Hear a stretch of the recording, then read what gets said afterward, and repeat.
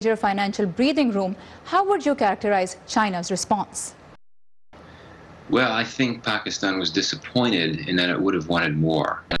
A specific commitment from China for a specific amount of financial support, because what Pakistan wants is, or what it hopes is, that the more money it gets from bilateral partners, the less money it will have to request from the IMF, which will improve its leverage at negotiations with the IMF. But I think Pakistan is hopeful in the sense that China has not ruled out some type of support, and the idea is just for the to talk a little more to come up with a sum that would be workable for China and for Pakistan. So it could have been a lot worse for Pakistan, but it could have been. Did you find this surprising? Does this seem characteristic of China? I was a bit surprised. I had thought that given how much Pakistan is looking for support and given China's concerns about Pakistan going to the IMF, that China may have been willing to put out a specific. But at the same time, China wants to be careful. It knows that Pakistan is really indebted, and I think the idea for China of providing more support that Pakistan would need to pay back at some point, it's a bit tricky. So I think China is simply being cautious. All right. So Michael Kugelman कहते हैं कि चीन ने जिस रद्द-ए-अमल ज़ाहिर किया है इस वक्त वज़ीर-ए-आज़म पाकिस्तान के दौरे में, उससे माइकल कुगलमैन को तो हैरत हुई। उनका ये भी कहना है कि चीन एक कॉशियस यानी मुहतात रवैया अपनाए हुए है, और पाकिस्तान के माइकल कुगलमैन का ये कहना है कि यकीनन पाकिस्तान के लिए ये एक ऐसा लम्हा है इस वक्त जिसमें कुछ मायूसी हुई होगी पाकिस्तान को, बिकॉज पाकिस्तान की कोशिश यही है कि जो उसके बायलैटरल पार्टनर्स उनसे ज़्यादा से ज़्यादा माली इमदाद हासिल हो सके, ताकि IMF के साथ जो निगोशिएशंस करनी है उनमें कुछ ब्रीदिंग रूम पाकिस्तान के पास हो, पाकिस्तान को कम रकम का मुतालबा करना पड़े IMF से के bailout package की सूरत में. So Michael, the other thing that we saw was the conversation about CPEC. Looks as if China is not very flexible in terms of changing whatever has been discussed already about CPEC. Now, when we look at Washington, it has been raising alarm bells about how China is handling CPEC. What kind of a position do you right now see Pakistan? Pakistan is in a very difficult position with CPEC right now. Clearly recognizes that it has become very risky financially for Pakistan, given that Pakistan is already in tremendous debt, and all of these CPEC loans that keep coming in put Pakistan into more debt. But at the same time, it recognizes the importance of continuing with CPEC, and so I think it's really quite reassuring to Pakistan that at a time when there's a lot of uncertainty as to the future of CPEC, that Beijing came out and very publicly stated that things are going to continue to move forward, there won't be any type of pause. So I think what that means is that in private, behind the cameras, Beijing and Islamabad will need to figure out how to make CPEC work in a way that it is more financially feasible for the Pakistanis. And that could mean perhaps renegotiating some of the loans involved in CPEC and that type of thing.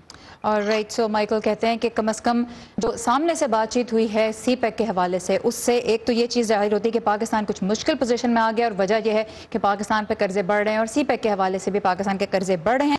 लेकिन दूसरी जानिब जब हम देखते हैं कि Washington में alarm bells raise की जा रही हैं इस हवाले से, तो बेजिंग और इस्लामाबाद के दरमियान जिस ताउन का इस मामले गया है वो उससे पाकिस्तान को एनकरेजमेंट मिल सकती है. लेकिन माइकल कुगलमैन का तवक्को यह है कि दरपर्दा पाकिस्तान और चीन CPEC की जो शराइत हैं उनके बारे में बातचीत करने की कोशिश करेंगे, ताकि पाकिस्तान के लिए ये माली एतबार से प्रोजेक्ट्स जो हैं feasible रहें. Michael, last but not the least, China also showed support for Pakistan's inclusion in the nuclear supply. Now, this is an important issue for both Washington and New Delhi. What's your take on this?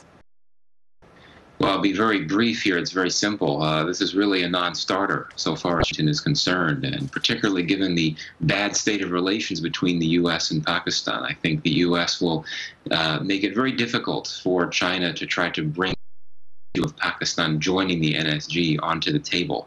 It simply is not the time, and I think you're not going to have support at all from Washington on this. Alright, so Michael Kugelman कहते हैं कि चीन की हिमायत पाकिस्तान के NSG में शमूलियत की एक तरफ, लेकिन अमेरिका नॉन स्टार्टर है, यानी वो इस बारे में बात ही नहीं करना चाहेगा, और ना ही वो चीन की किसी ऐसी कोशिश की भी हिमायत करेगा कि पाकिस्तान को न्यूक्लियर सप्लायर्स ग्रुप का हिस्सा बनाने के बारे में किसी किस्म की बातचीत मशावरत की जाए, और उसकी बहुत मौजूदा सूरत हाल भी है.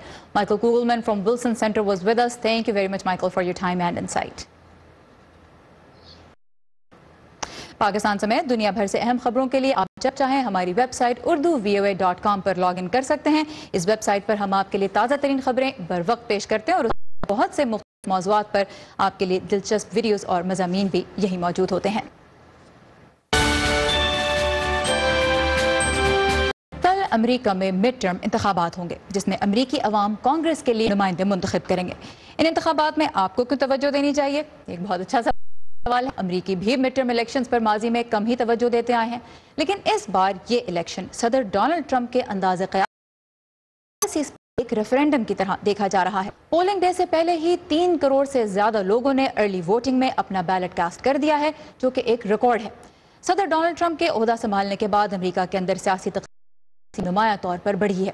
بعض مسلم اکثریتی ملکوں سے مسافروں کی آمد پر پابندی ہو یا زینوں کی تعداد میں ریکارڈ کمی، چین کے ساتھ تجارتی جنگ ہو یا پھر میڈیا کے ساتھ فاس کی جنگ، صدر ٹرمپ اب تک اپنے ایجنڈا پر کئی حلقوں کی مخالفت کے باوجود بڑی حد تک آگے بڑھتے رہے ہیں۔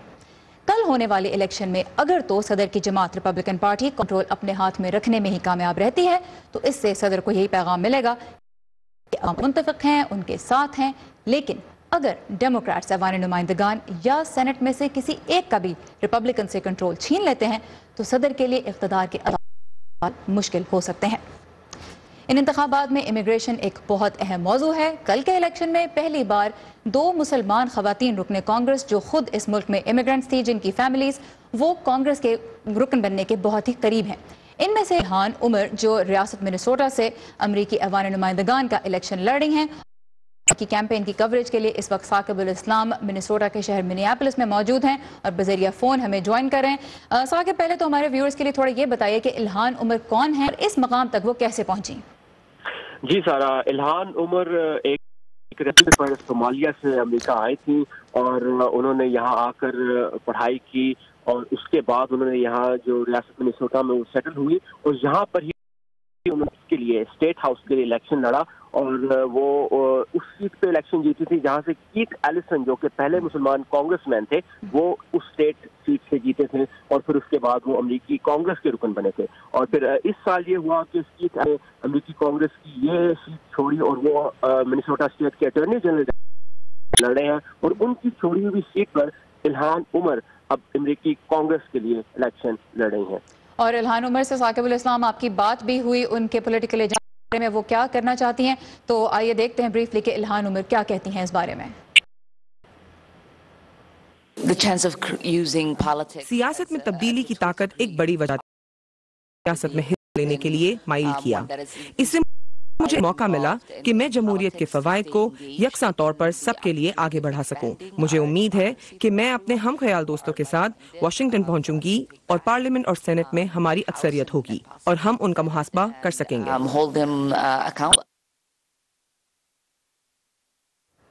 الہان عمر کے یہ بتائے گا کہ جس علاقے سے الہان عمر الیکشن لڑ رہی ہیں وہ نسلی اور سیاسی اعتبار سے کیسا ہے، کیا پس منظر ہے اس کا؟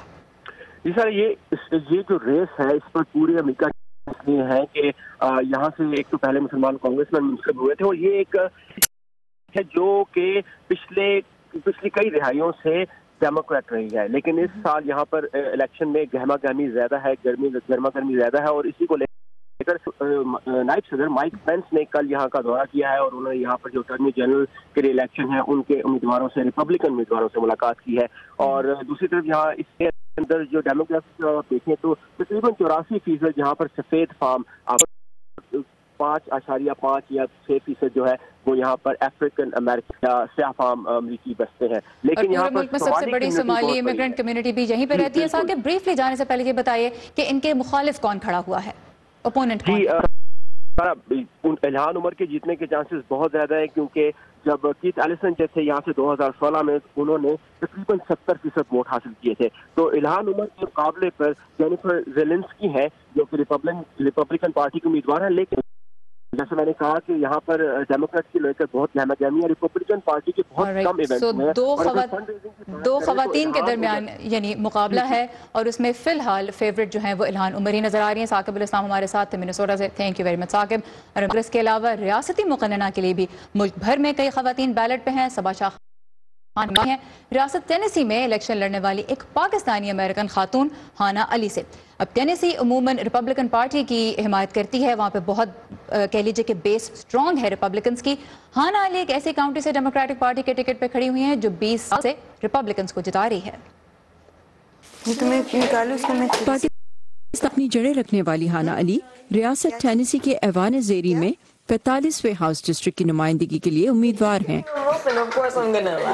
ہانا علی کے مطابق انہیں یہ سوال اکثر پریشان کرتا ہے کہ امریکی مسلمان اس ملک میں اپنی سیاسی نمائندگی کے لیے کیوں متحرک نہیں, جہاں وہ رہتے, کماتے اور ٹیکس ادا کرتے ہیں. میں نے اس سال یہ سوچا ہے کہ I am going to prove state like Tennessee to everyone who is watching and listening is not the limit. Hana Ali کہتی ہیں سیاست میں پہلے دن سے ہی انہوں نے تہیہ کیا تھا کہ وہ ایک صاف ستھری ایشوز پر مبنی کیمپین چلائیں گی جس میں صحت عامہ, تعلیم وغیرہ سر فہرست ہیں, اور وہ کہتی ہیں ان کی یہی بات ان کے مخالفین سے مختلف ہے. Voters that you've talked to either on the doors or the phones about marijuana, like has anybody brought it up? No, they bring up healthcare mostly. ماضی میں یہاں مسلمان یا عموماً تارکین وطن کے خلاف منفی واقعات بھی سرخیوں میں رہے ہیں. ایک مسلمان خاتون کا یہاں سے الیکشن میں کھڑا ہونا اور پرائمری جیتنا بلا شبہ بڑی خبر ہے. میرے خیال میں سیاسی منظرنامے کی شکل عورتوں اور بیک گراؤنڈ کے لوگوں کی شمولیت کے ساتھ مجموعی طور پر جتنی زیادہ امریکی عوام جیسی ہوگی اتنا ہی اچھا ہوگا. اس کا مطلب ہوگا کہ ہماری جمہوریت زیادہ مؤثر انداز میں کام کر رہی ہے. وہ تمام شہریوں کی کرتی ہیں. انتخابات میں حصہ لینے کے فیصلے سے پہلے بھی وہ کمیونٹی کے لوگوں کا گروپس کے مقابلے میں دفاع کرتی تھی. Our democracy is on the ballot, our justice is on the ballot, our constitution is on the ballot. Above all, the character of this country is on the ballot. اور پولنگ اسٹیشن پر ہانا کو support کرنے کے لیے ان کی community کے ساتھ ان کی family بھی موجود تھی. I'm بہت excited ہوں and I'm happy for her and I really hope she wins. It's difficult. I think it's wonderful کہ ہم اپنی بیٹیوں کو یہ دکھائیں کہ this is a possibility, this is a path that we can take. Tennessee جیسی روایتی ریپبلکن اسٹیٹ میں ڈیموکریٹ امیدواروں کو اس نومبر کے انتخابات میں کھڑے مقابلے کا سامنا ہے, لیکن جیت اور ہار سے الگ. اقلیتی خواتین کا سیاست میں آنا اور انتخابات میں مقابلہ کرنا ماہرین کہتے ہیں خواتین کے لیے کسی کامیابی سے کم نہیں. صبا شاہ خان, ہینڈرسن ویل, ٹینیسی. چلیں ادھر آ جائیں, تھوڑا ادھر ہو جائیں. ہم سب اپنے آپ میں کہاں پرفیکٹ ہیں. یہ جو ہمارے آس پاس کے لوگ ہیں نا, عزیفہ کا جب اس کے بازو یہی ایک دوسرے کو بہتر بناتے ہیں اور پھر مل کر ایک بہتر ملک بناتے ہیں ہم. لیکن ملک بھی اپنے آپ میں کہاں ہوتے ہیں تو دنیا کے دوسرے ملک ایک دوسرے کے لیے ہاتھ بڑھاتے ہیں. ایسے ہی تو ایک بہتر دنیا بناتے ہیں ہم. One teacher, one book and one pen. اور دنیا میں کیا ہو رہا ہے ہندوستان اور پاکستان اسی لیے تو دکھاتے ہیں. نئے وزیر اعظم اس ایگزیبیشنز کے ڈیزائنر ڈونلڈ ٹرمپ کی حمایت کا ورنہ اپنے آپ میں ہم سب کہاں پرفیکٹ ہیں. یہ میں ہوں آپ کا میزبان خالد حمید. ویو 360 صرف آج نیوز پر.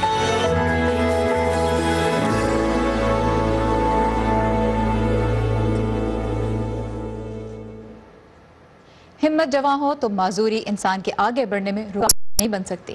ہمت اور حوصلے کی ایسی ایک کہانی ہے کراچی کے ایک باصلاحیت نوجوان کی جس معذوری کو شکست دے کر تعلیم مکمل کی, دوسروں کو مفت پڑھا رہا ہے اور انہیں آگے بڑھنے کی ہمت بھی دے رہا ہے. اس نوجوان سے آج ہمیں ملوا رہے ہیں سلیم خان.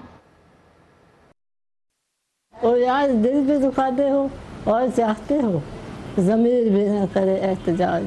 حیرت ہے. جسم کے پٹھے سکڑنے کی بیماری نے راجہ محمد اویس کو چلنے پھرنے اور کام کرنے سے کم عمری میں مفلوج کر دیا, لیکن ان کے چٹان جیسے حوصلے کے آگے رکاوٹ نہ بن سکی. شعبہ سیاسیات میں ماسٹر کرنے والے محمد اویس معذوروں سے متعلق روایتی سوچ کو بدلنا چاہتے ہیں. ہمارے یہاں تبدیلی کا بہت نعرے لگائے جاتے ہیں مگر طور پہ کوئی بھی کچھ نہیں رہتا. میں ان والدین کی سوچ بدلنا چاہتا ہوں اگر کوئی اسپیشل بچہ ہو تو وہ اسے چھپا کر رکھتے ہیں, باہر نہیں لاتے, نہ اپنے بچوں کو پڑھاتے ہیں, بہت نیگیٹیوٹی کا شکار ہو جاتے ہیں. میں صرف اس سوچ کو بدل کر اور اپنی سوسائٹی ہے تمام ڈسیبل لوگوں کے لیے کچھ کرنا چاہتا ہوں. انتخابی سرگرمیوں میں کئی انعام جیتنے والے محمد اویس شاعری کے ساتھ ساتھ کتاب بھی لکھ رہے ہیں. شعر و ادب سے میرا تعلق بچپن سے تھا. میری والدہ بات کرتی تھی تو مجھے ان کو دیکھ کر بہت شوق ہوا. انہوں نے مجھے ہمیشہ کہا کہ پہلے تم پڑھو, اخبار سے لے کر دیوار تک سب پڑھ ڈالو, اور جب پڑھ لو تو پھر لکھنا شروع کرنا.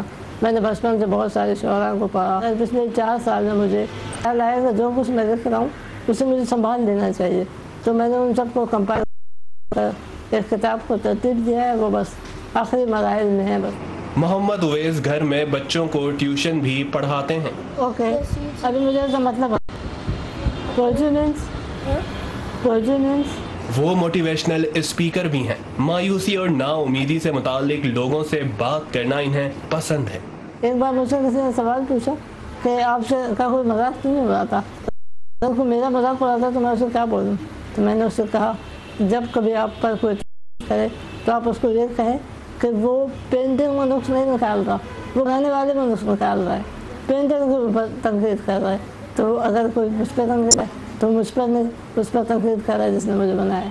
پاکستان میں زیادہ تر لوگ مسلمان ہیں. سنہرے مستقبل کا خواب لیے اویس نے سرکاری نوکری حاصل کرنے کی کوشش تو بہت کی, مگر انہیں صرف دلاسے ملے. معذور افراد میں سے ملازمت نہیں ملی, لیکن اویس مایوس نہیں.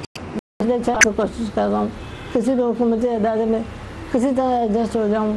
بہت ساری ویکینسیز آتی ہیں, میں انٹرویو ٹیسٹ دیا, انٹرنس ٹیسٹ پاس انٹرویو میں بیٹھنے کے بعد بھی جب میں وہاں جاتا ہوں تو کہتے ہیں صاحب جائے آپ کا کام ہو جائے گا. تو اس کو ایز اے ٹرائل لیتا ہوں, اور ٹرائل ہمیشہ مشکل ہوتا ہے, وہ کبھی بھی آسان نہیں. سلیم خان, اردو, VOA, کراچی. دن تو بے چینی میں ہے, سکون رات سے ادھار لیتے ہیں. یار وہ اس قدر ہنسی ہے کہ پھول بھی اس سے نکال لیتے ہیں. ہماری کوشش کہ ویو 360 میں آپ کے لیے پاکستان سے انسپائرنگ لوگوں کی کہانیاں لے کر آئیں. تو اگر آپ بھی کسی ایسے شخص کو ہیں تو ان کی کہانی ہم سے ضرور شیئر کیجیے. اس کے لیے آئیے facebook.com/VOA پر, اور تازہ ترین خبروں کے لیے وزٹ کیجیے ہماری ویب سائٹ urduvoa.com. سارا زمان کو اجازت دیجیے. خدا حافظ.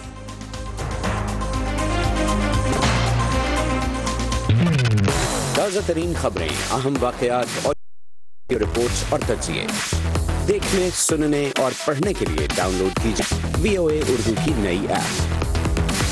خبریں اب ہر وقت آپ کی مٹھی میں.